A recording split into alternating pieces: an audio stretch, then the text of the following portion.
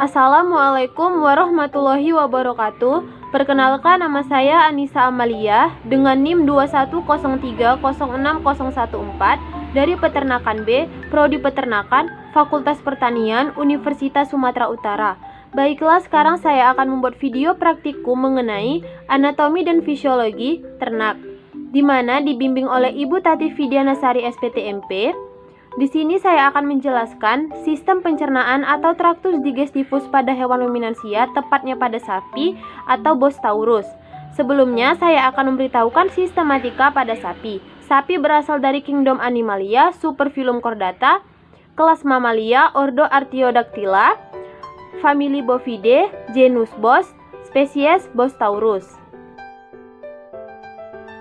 Baiklah, sekarang saya akan menjelaskan organ-organ traktus digestivus pada hewan ruminansia. Terdiri dari cavum oris atau mulut, yaitu atapnya terdiri dari palatum durum sebelah kranial dan palatum mole sebelah kaudal. Lalu ada dentis atau gigi, terdiri dari 3 bagian, yaitu incisivus, premolar, dan molar. Lalu ada lingua atau lidah yang terdiri dari otot yang dilapisi oleh mukosa yang penuh dengan papila yang mengandung syaraf-syaraf pengecap. Lalu ada paring, yaitu pangkal dari kerongkongan. Lalu ada esofagus, yaitu lanjutan dari paring, masuk ke rongga toraks dan menembus diafragma melalui hiatus eksofagus dan bermuara pada ventriculus di rongga abdomen. Lalu ada ventriculus atau lambung. Ventriculus pada hewan ruminansia terbagi menjadi 4 bagian. Yang pertama ada rumen yang berwarna pink. Yang kedua ada reticulum yang berwarna biru. Dan yang ketiga ada omasum yang berwarna orange. Dan yang keempat ada abomasum yang berwarna hijau. Abomasum ini disebut sebagai lambung sejati, sedangkan rumen, retikulum, dan omasum disebut sebagai lambung depan.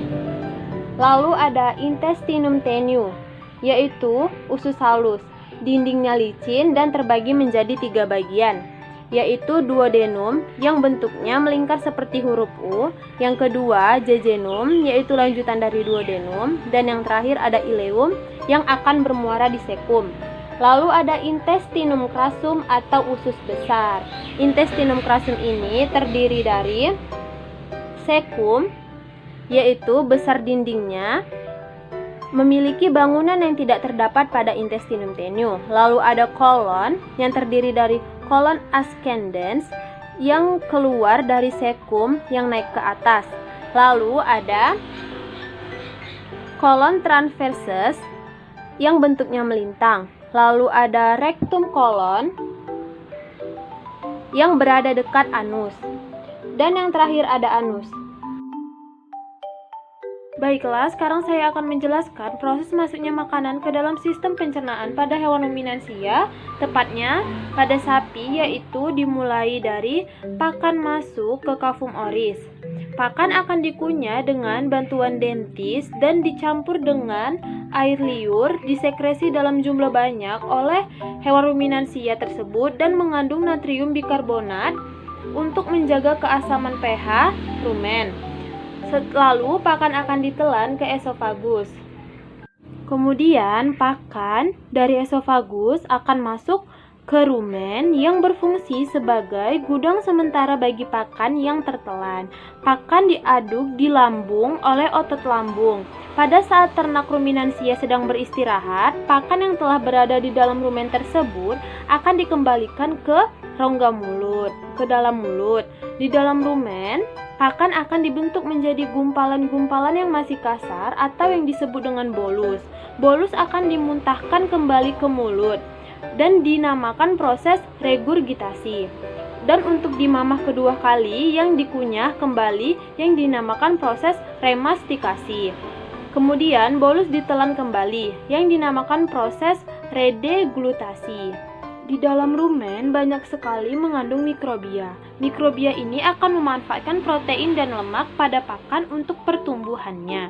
Pada rumen makanan diserap oleh volatile fatty acid atau VFA dan mengalami fermentasi oleh mikroba. Bakteri di dalam rumen menghasilkan enzim yang membantu proses pencernaan makanan dengan mengubah bolus menjadi digesta. Proses pencernaan di rumen yang berwarna pink ini menghasilkan gas yang terdiri dari metan dan karbon dioksida dengan jumlah 20 hingga 40%. Gas yang menumpuk di dalam rumen akan dikeluarkan melalui sendawa.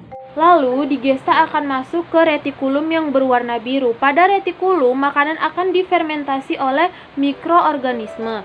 Jadi, retikulum berfungsi sebagai tempat fermentasi kedua dari proses sebelumnya yang disebut diabsorpsi, menghasilkan VFA, amonia, dan air. Lalu ke omasum yang berwarna orange. Omasum ini berfungsi mengatur arus makanan ke abomasum dan menyaring partikel makanan yang besar. Terjadinya penyerapan air, amonia, VFA, dan elektrolit. Setelah dari lambung bagian depan, digesta akan masuk ke abomasum. Yang terjadi di dalam abomasum yaitu terjadi proses pencernaan protein. Bedanya sumber protein ruminansia bukan berasal dari pakan, tetapi protein yang terdapat di dalam makanan ruminansia merupakan sumber protein untuk mikroba rumennya. Proteinnya berguna hanya untuk memperbanyak pertumbuhan mikroba. Jadi, hewan ruminansia mendapatkan protein dari mikroba yang nantinya akan mati ketika masuk ke abomasum, karena di abomasum ini terdapat HCl. Setelah makanan tersebut dicerna di bagian lambung atau ventriculus, lalu makanan masuk ke usus halus atau intestinum tenue. Usus halus atau intestinum tenue akan menyerap nutrisi di dalam makanan. Sisa makanan dari usus halus didorong oleh otot peristaltik menuju usus besar atau intestinum crassum. Di sini terjadi penyerapan air dan mineral kembali. Zat tersebut akan disalurkan ke seluruh tubuh, sedangkan sisa makanan atau ampas dari penyerapan sari makanan akan dikeluarkan melalui anus. Baiklah, sekarang saya akan menjelaskan bagian-bagian dari lambung atau ventriculus pada hewan ruminansia, tepatnya pada sapi. Lambung atau ventriculus pada sapi terbagi menjadi 4 bagian. Yang pertama yaitu rumen atau perut besar, yang kedua yaitu retikulum atau perut jala, yang ketiga yaitu omasum atau perut buku, dan yang keempat yaitu abomasum atau perut masam. Dan saya akan memberitahukan fungsi-fungsinya. Yang pertama, rumen atau perut besar. Rumen berfungsi sebagai tempat penyimpanan sementara makanan yang telah ditelan dan membantu menguraikan makanan. Yang kedua retikulum atau perut jala.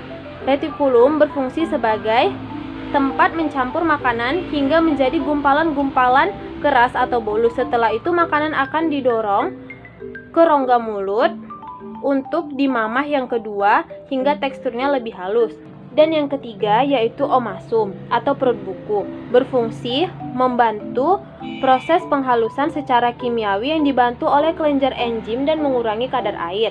Dan yang terakhir ada abomasum atau perut masam, yaitu berfungsi mencerna gumpalan makanan melalui enzim dan asam klorida dan sebagai desinfektan bagi bakteri jahat yang masuk bersama makanan. Lalu di sini saya juga akan menjelaskan intestinum tenue atau usus kecil. Intestinum tenue atau usus kecil ini berfungsi sebagai menyerap sari-sari makanan yang telah diproses di dalam ventriculus atau lambung. Sari-sari makanan yang telah dicerna di intestinum tenue akan disebarkan ke seluruh tubuh dan akan diubah menjadi energi. Baiklah, sekarang saya akan menjelaskan mikroba-mikroba yang ada di dalam sistem pencernaan hewan ruminansia, tepatnya pada sapi, yaitu yang pertama bakteri yang berfungsi sebagai pencerna selulosa, yaitu Bacteroides succinogenes, Ruminococcus albus, Eubacterium cellulosolvens. Yang kedua, bakteri yang berfungsi sebagai pencerna protein, yaitu Clostridium sporogenus, Bacillus licheniformis, Selenomonas ruminantium. Yang ketiga, bakteri yang berfungsi sebagai pencerna hemiselulosa yaitu Bacteroides ruminicola, Ruminicoccus sp, Prevotella ruminicola. Yang keempat, bakteri yang berfungsi sebagai pencerna pati yaitu Bacteroides amylophilus, Lactobacillus albus, Streptococcus bovis. Yang kelima, bakteri yang berfungsi sebagai pencerna gula yaitu Treponema brianti, Lactobacillus ruminus, dan Eubacterium ruminantium. Yang keenam, bakteri yang berfungsi menghidrolisis lemak menjadi gliserol dan asam lemak yaitu Fusosilus sp, Eubacterium sp, Anaerofibrio lipolytica. Yang ketujuh, protozoa yang berfungsi sebagai fermentasi gula, pati, dan protein yaitu Isotricha intestinalis. Selanjutnya yang kedelapan, protozoa yang berfungsi sebagai pencerna pati, maltosa, dan glukosa yaitu Dasytrisa ruminantium. Lalu yang kesembilan, protozoa yang berfungsi sebagai pencerna protein yaitu Entodymium caudatum. Dan yang terakhir yang ke-10, fungi atau jamur yang berfungsi sebagai pencerna selulosa yaitu Neokalymastic sp dan Orypinomyces. Baiklah, begitu saja video praktikum dari saya. Saya ucapkan terima kasih. Wassalamualaikum warahmatullahi wabarakatuh.